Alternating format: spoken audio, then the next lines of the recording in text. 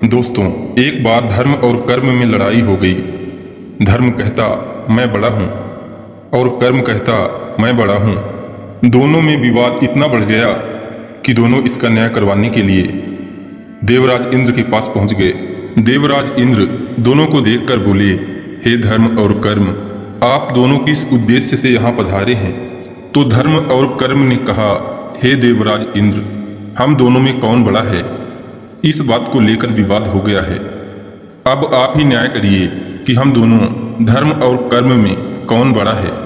दोनों की बात सुनकर देवराज इंद्र अचरज में पड़ गए कि आखिर में सबसे बड़ा कौन है। वो इस विवाद का न्याय नहीं कर पा रहे थे। तभी देवगुरु बृहस्पति ने कहा, हे देवराज, इसका न्याय तो सिर्फ राजा विक्रमादित्य ही कर सकते हैं, जो इस समय पृथ्वी लोक पर हैं। इसलिए हम सभी को उनके दरबार में चलना चाहिए। देवराज इंद्र, देवगुरु बृहस्पति, धर्म और कर्म राजा विक्रमादित्य के दरबार में पहुंचे।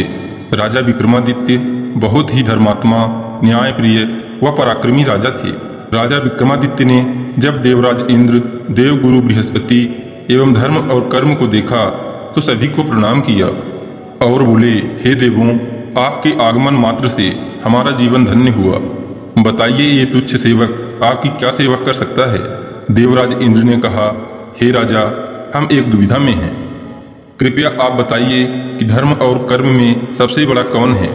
राजा विक्रमादित्य कुछ देर तक सोचते रहे, फिर बोले, हे देवों, आप हमारे साथ वन में चलिए, हम इसका उत्तर अवश्य ही देंगे। वन में पहुंचने के बाद धर्म से पूछा कि हे धर्म, तुम बताओ, तुम कैसे बड़े हो? तो धर्म ने कहा, अगर मैं सो जाऊं तो संसार में अत्याचार बढ़ जाएगा, इसलिए मैं बड़ा हूं। तब राजा विक्रमादित्य ने कर्म से कहा, तुम कैसे बड़े हो? तो कर्म ने कहा, अगर मैं सो जाऊं तो संसार नहीं चल पाएगा, सभी कार्य बाधित हो जाएंगे, इसलिए मैं बड़ा हूं। राजा विक्रमादित्य कुछ सोच रहे थे, तब उन्हें एक व्यक्ति आता दिखाई दिया। राजा ने कर्म से कहा, हे कर्म, ये व्यक्ति जो दिखाई दे रहा है, उससे पूछिए कि वह कहाँ जा रहा है। आप उससे सद्मार्ग से कार्य कराइए, आप अपना चमत्कार दिखाइए। उसी समय धर्म बोला, हे राजन, मैं उस व्यक्ति का धर्म हूँ, इसलिए मैं सोने जा रहा हूँ, आप सिर्फ कर्म को ही भेजिए। धर्म सो जाता है और कर्म उस व्यक्ति के पास पहुँच जाता है। दोस्तों, आप सब भी यह जानते ही हैं कि बिना न्याय, धर्म व नीति के कर्म एक क्रूरता में बदल जाता है, वह अत्याचार में परिवर्तित हो जाता है। कर्म उस व्यक्ति के पास जाकर बोला कि आप कहाँ जा रहे हैं? उस व्यक्ति ने जवाब दिया कि मैं अपने गुरुदेव के दर्शन के लिए जा रहा हूँ। तो कर्म बोला, हे मनुष्य, मैं तुम्हारा कर्म हूँ और तुम्हारे साथ ही चल रहा हूँ, तुम अपने गुरुदेव से अच्छा सा वरदान मांग लेना। वह व्यक्ति अत्यधिक खुश हो गया और अपने गुरुदेव के दर्शन के लिए व्याकुल था। दोस्तों, उस व्यक्ति का ज्ञान धीरे धीरे खत्म हो रहा था। जब वह गुरुदेव के पास पहुंचा तो गुरु तपस्या में लीन थे। वह गुरुदेव को जगाना शुरू कर दिया। गुरु का भी धर्म खत्म हो गया था, सिर्फ कर्म ही कर्म था। जब गुरुदेव कुछ समय तक नहीं बोले तो उस व्यक्ति ने गुरुदेव को मारना शुरू कर दिया, अर्थात कर्म करना प्रारंभ कर दिया। क्योंकि उस व्यक्ति का धर्म सो गया था, इसलिए उसका कर्म दुष्कर्म में बदल गया। अगर धर्म नहीं है तो कर्म तो होगा, लेकिन गलत कर्म होगा। जब गुरुदेव का ध्यान टूटा तो उन्होंने देखा कि उनका प्रिय शिष्य ही उनकी पिटाई कर रहा है। गुरु ने जब यह देखा तो वो क्रोधित होकर श्राप दे दिए और कहा, तेरा यह बर्ताव जानवरों जैसा है, इसलिए मैं श्राप देता हूँ कि तू इसी वक्त जानवर यानी गधा बन जा।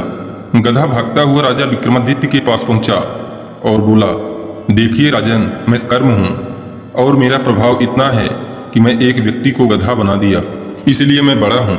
राजा विक्रमादित्य ने धर्म से कहा, अब तुम जाओ और अपना चमत्कार दिखाओ। धर्म तुरंत उस गुरु के पास पहुंच गया।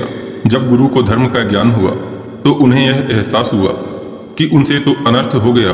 उन्होंने अपने शिष्य को ही श्राप दे दिया। वो बहुत दुखी हुए और कहने लगे, हे प्रभु, मैंने अनजाने में अपने शिष्य को इतना कठोर श्राप दे दिया। दोस्तों, अब धर्म उस गधे की पत्नी के पास पहुंच गया। तब गधा अपने घर की तरफ भागने लगा।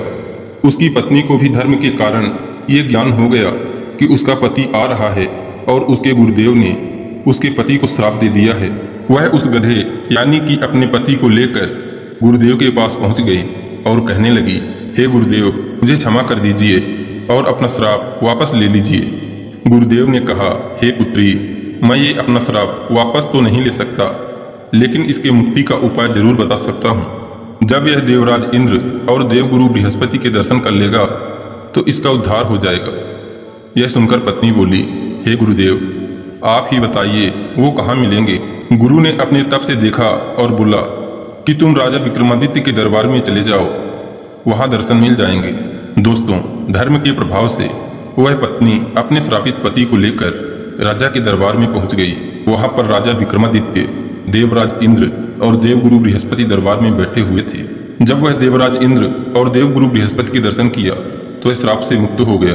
इसके उपरांत राजा विक्रमादित्य ने फैसला सुनाया और कहा, हे कर्म, तुम बड़े नहीं हो, तुम बड़े तब हो जब तुम्हारे साथ धर्म, नीति और न्याय हो। इनके बिना तुम बड़े नहीं हो सकते। अगर तुम अन्याय, अत्याचार और अधर्म के साथ रहोगे तो तुम छोटे ही रहोगे। इसलिए हे कर्म, तुम बड़े तभी हो जब धर्म तुम्हारे साथ हो। तुम धर्म से बड़े नहीं हो सकते। यह बात सुनकर धर्म और कर्म दोनों ही प्रसन्न हो गए। दोस्तों, जब धर्म की हानि होने लगती है तब भगवान श्री हरि विष्णु धर्म की रक्षा के लिए अवतार लेते हैं। भगवान श्री हरि विष्णु कहते हैं कि युगों युगों तक मैं धर्म की रक्षा के लिए पृथ्वी लोक में अवतरित होता रहूंगा। दोस्तों, इस तरह से राजा विक्रमादित्य ने बताया कि कर्म से बड़ा धर्म होता है। इसलिए दोस्तों, हमें कर्म को धर्म के साथ करना चाहिए।